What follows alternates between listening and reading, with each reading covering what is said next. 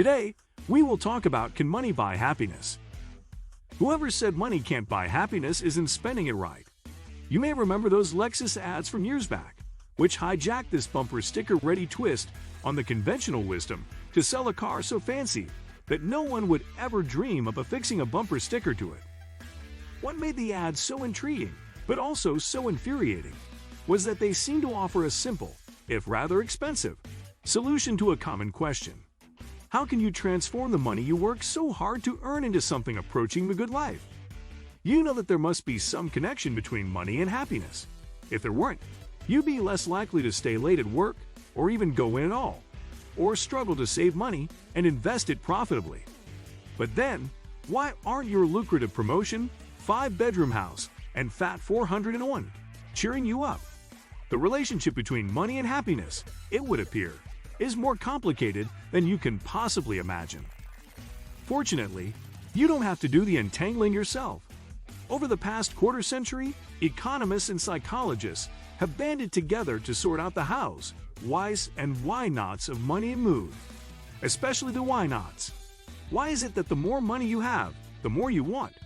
Why doesn't buying the car, condo, or cell phone of your dreams bring you more than momentary joy? In attempting to answer these seemingly depressing questions, the new scholars of happiness have arrived at some insights that are, well, downright cheery.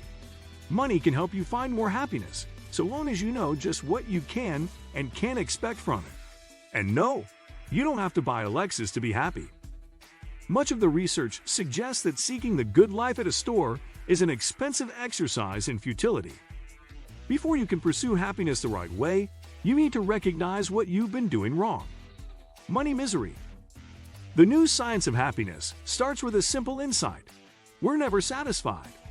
We always think if we just had a little bit more money, we'd be happier, says Catherine Sanderson, a psychology professor at Amherst College. But when we get there, we're not. Indeed, the more you make, the more you want. The more you have, the less effective it is at bringing you joy. And that seeming paradox has long bedeviled economists. Once you get basic human needs met, a lot more money doesn't make a lot more happiness, notes Dan Gilbert, a psychology professor at Harvard University and the author of Stumbling on Happiness. Some research shows that going from earning less than $20,000 a year to making more than $50,000 makes you twice as likely to be happy. Yet the payoff for then surpassing $90,000 is slight. And while the rich are happier than the poor, the enormous rise in living standards over the past 50 years hasn't made Americans happier. Why? 3 reasons you overestimate how much pleasure you'll get from having more. Humans are adaptable creatures, which has been a plus during assorted ice ages, plagues, and wars. But that's also why you're never all that satisfied for long when good fortune comes your way. While earning more makes you happy in the short term, you quickly adjust to your new wealth and everything it buys you. Yet, you get a thrill at first from shiny new cars and TV screens the size of Picasso's Guernica. But you soon get used to them, a state of running in place that economists call the hedonic treadmill or hedonic adaptation. Even though stuff seldom brings you the satisfaction you expect, you keep returning to the mall and the car dealership in search of more. When you imagine how much you're going to enjoy a Porsche, what you're imagining is the day you get it. Says Gilbert, when your new car loses its ability to make your heart go pitter-patter, he says, you tend to draw the wrong conclusions. Instead of questioning the notion that you can buy happiness on the car lot, you begin to question your choice of car. So you pin your hopes on a new BM dog, only to be disappointed again. More money can also lead to more stress. The big salary you pull in from your high-paying job may not buy you much in the way of happiness, but it can buy you a spacious house in the suburbs. Trouble is, that also means a long trip to and from work, and study after study confirms what you sense daily.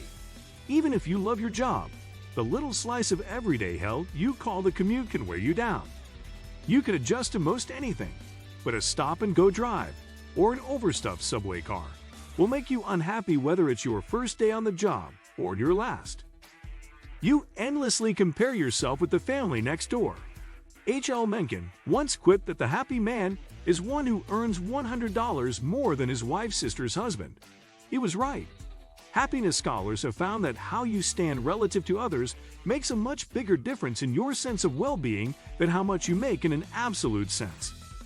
You may feel a touch of envy when you read about the glamorous lives of the absurdly wealthy, but the group you likely compare yourself with are folks Dartmouth economist Urza Lutmer calls similar others. The people you work with, people you grew up with, old friends, and old classmates. You have to think, I could have been that person, Lutmer says. Matching census data on earnings with data on self-reported happiness from a national survey, Lutmer found that, sure enough, your happiness can depend a great deal on your neighbor's paychecks. If you compare two people with the same income, with one living in a richer area than the other, Lutmer says the person in the richer area reports being less happy. Your penchant for comparing yourself with the guy next door, like your tendency to grow bored with the things that you acquire, seems to be a deeply rooted human trait. An inability to stay satisfied is arguably one of the key reasons prehistoric man moved out of his drafty cave and began building the civilization you now inhabit. But you're not living in a cave, and you likely don't have to worry about mere survival. You can afford to step off that hedonic treadmill. The question is, how do you do it? Money bliss. If you want to know how to use the money you have to become happier, you need to understand just what it is that brings you happiness in the first place. And that's where the newest happiness research comes in. Friends and family are a mighty elixir, one secret of happiness. People. Innumerable studies suggest that having friends matters a great deal. Large-scale surveys by the University of Chicago's National Opinion Research Center, NORC, for example, have found that those with 5 or more close friends are 50% more likely to describe themselves as very happy than those with smaller social circles.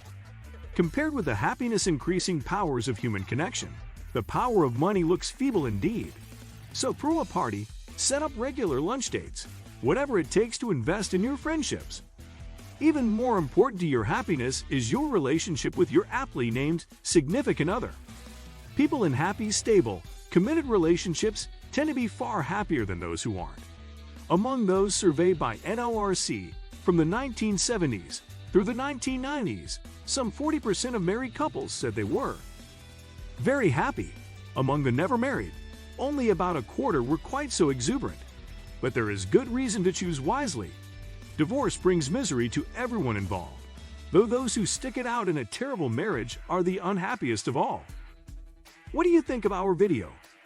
Let me know in the comment section below. Before you go, please hit the like button and subscribe to my channel. Thanks for watching.